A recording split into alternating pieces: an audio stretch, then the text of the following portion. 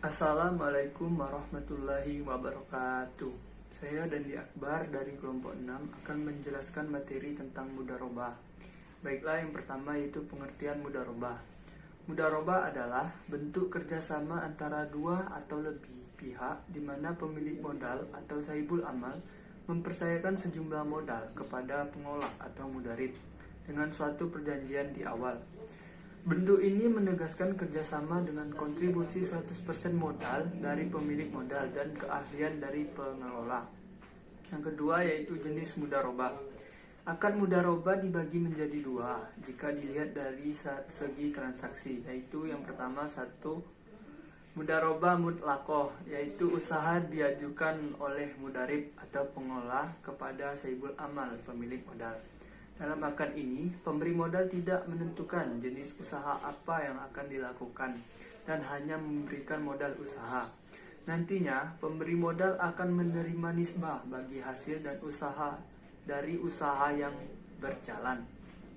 Yang kedua, mudharabah muqayyadah, yaitu usaha ditentukan oleh pemberi modal sahibul amal, sedangkan pihak yang menerima pembiayaan atau mudharib hanya sebagai pengelola yang menjalankan usaha.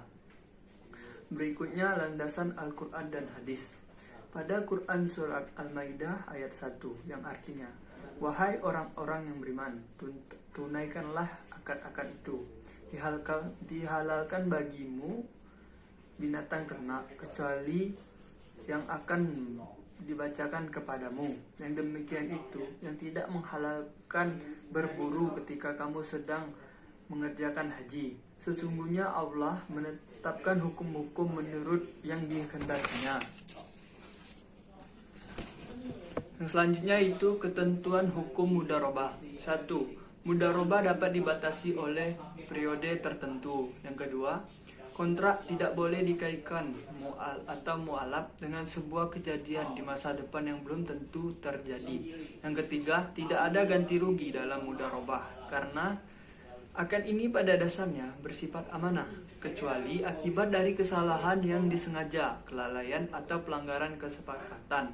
Dan yang keempat, jika salah satu pihak tidak memenuhi kewajibannya atau terjadi perselisihan di antara kedua belah pihak, maka penyelesaiannya dilakukan melalui badan arbitrasi syariah jika tidak terselesaikan melalui musyawarah. Baiklah, sekian dari saya. Assalamualaikum warahmatullahi wabarakatuh. Assalamualaikum warahmatullahi wabarakatuh. Hukum pertama, adanya dua pelaku atau lebih. Kedua pelaku kerjasama ini adalah pemilik modal dan pengelola modal. Pada rukun pertama ini, keduanya disyaratkan memiliki kompetensi jaiz al-tasarruf. Dalam pengertian, mereka berdua balik, berakal, rasyid atau normal, dan tidak dilarang beraktivitas pada hartanya.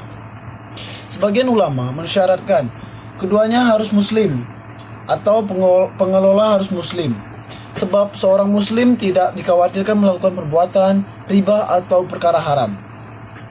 Namun sebagian lainnya tidak mensyaratkan hal tersebut, sehingga diperbolehkan bekerja sama dengan orang kafir yang dapat dipercaya, dengan syarat harus terbukti adanya pemantauan terhadap pengelolaan modal dari pihak muslim, sehingga terbebas dari praktek riba dan haram. A. Modal.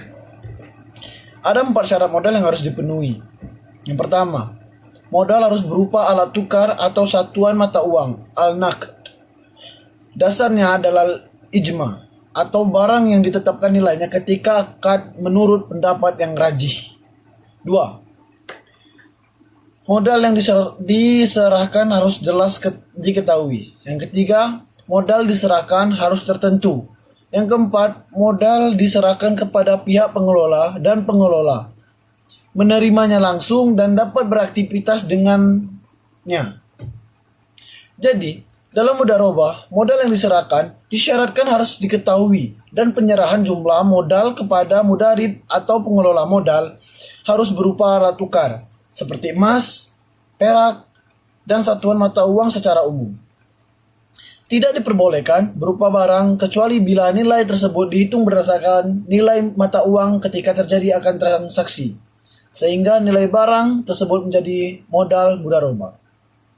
Contohnya, Seseorang memiliki sebuah mobil yang akan diserhak kepada mudarib atau pengelola modal. Ketika akad kerjasama tersebut disepakati, maka mobil tersebut wajib ditentukan nilai mata uang saat itu. Misalnya disepakati 80.000, maka modal mudharabah tersebut adalah 80.000.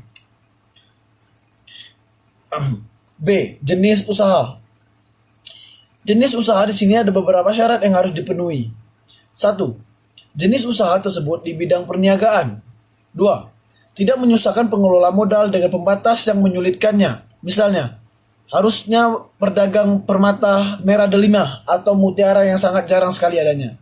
3. Asal dari usaha dalam mudharabah adalah di bidang perniagaan dan yang terkait dengannya, serta tidak dilarang syariat. Pengelola modal dilarang mengadakan transaksi perdagangan barang-barang haram seperti daging babi, minuman keras, dan sebagainya. 4. Pembatasan waktu penanaman modal. Menurut pendapat mazhab Ambaliyah, dalam kerjasama penanaman modal ini diperbolehkan membatasi waktu usaha dengan dasar dikiaskan atau diagnologikan dengan sistem sponsorship pada satu sisi dan dengan berbagai kriteria lain yang diperbolehkan pada sisi lainnya. Nah, kemudian selanjutnya cek keuntungan mudharabah akan dijelaskan oleh Fadil. Terima kasih. Wassalamualaikum warahmatullahi wabarakatuh. Assalamualaikum warahmatullahi wabarakatuh. C. Keuntungan. Setiap usaha yang dilakukan adalah untuk mendapatkan keuntungan. Demikian juga dengan mudharabah, namun dalam mudharabah pendapatan keuntungan itu disyaratkan dengan 4 syarat, yaitu 1.